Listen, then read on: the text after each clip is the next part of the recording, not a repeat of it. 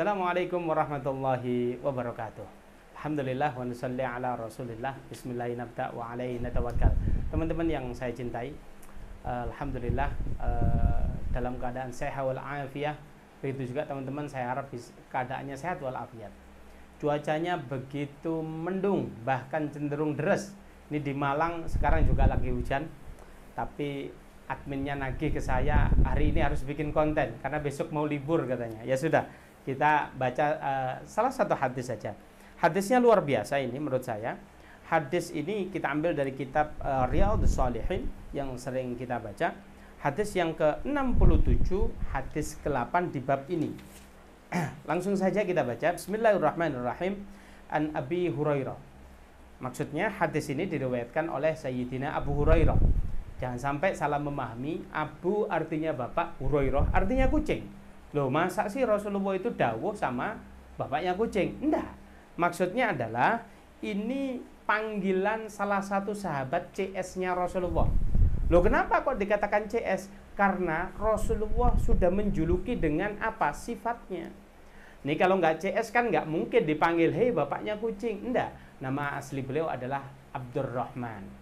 Kenapa sih beliau kok dijuluki dengan bapaknya kucing? Karena beliau itu sangat open terhadap kucing. Ada kucing dipanggil, nggak, kalau ada dipanggil tapi nggak dikasih sesuatu itu namanya PHP itu ya. Ini enggak, beliau itu memang open terhadap kucing. Sehingga kalau diantara kita ada open yang terhadap anak yatim disebut Abul Aitam.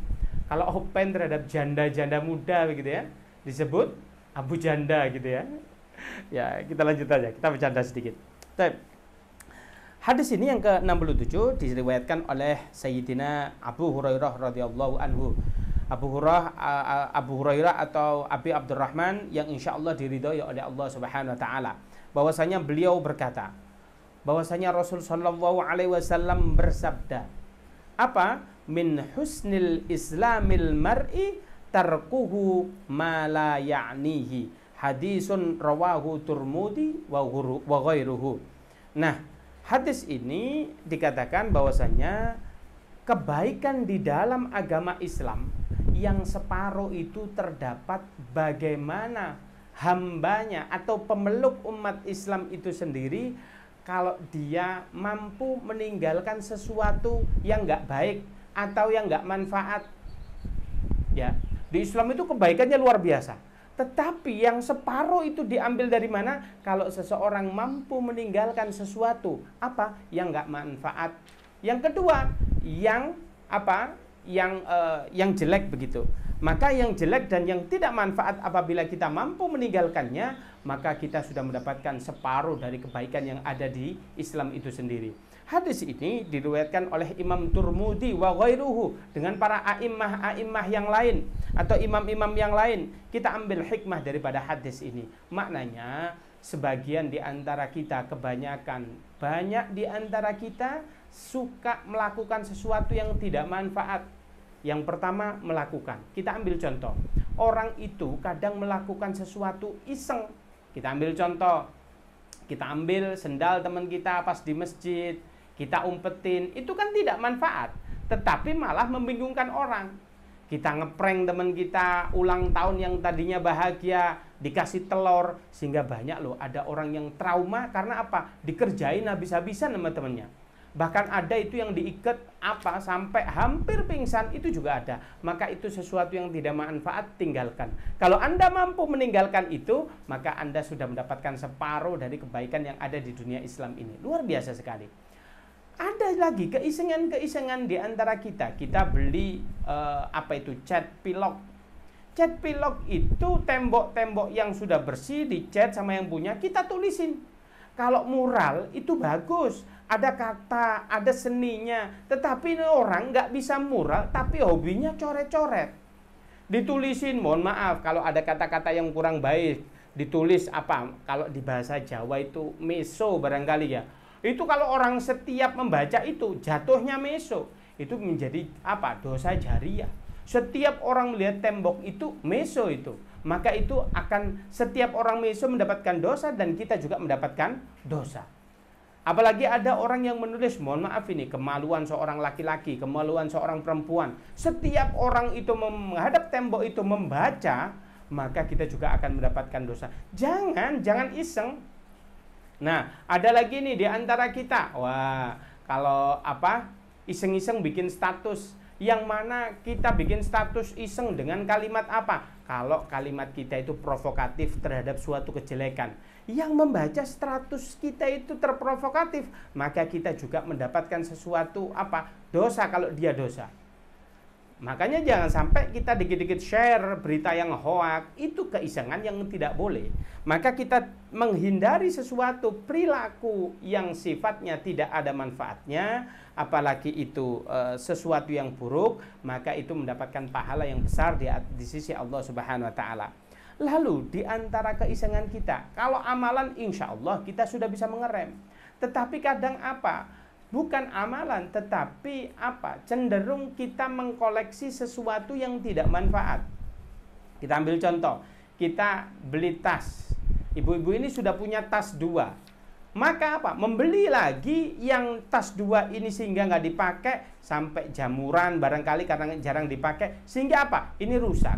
Oleh karena itu kadang di antara itu kebanyakan kita itu beli sesuatu bukan kebutuhan kita, melainkan hawa nafsu kita. Oleh karena itu jangan sampai di antara kita itu membeli sesuatu atau melakukan sesuatu yang tidak manfaat. Lagi kita tiba-tiba datangin teman kita, tiba-tiba kita marah tanpa ada asal usul sesuatu.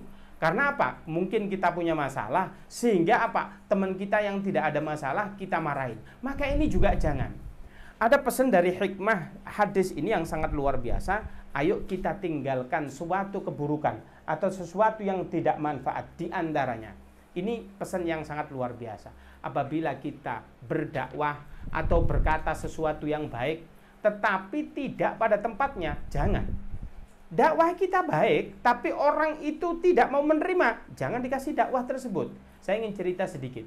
Suatu ketika ada seseorang itu ditinggal mati oleh bapaknya. Kemudian bapaknya nulis surat, "Nak, aku tidak bisa memberimu warisan yang sangat berharga. Hanya satu, harta bapak ini kutinggalkan untuk engkau."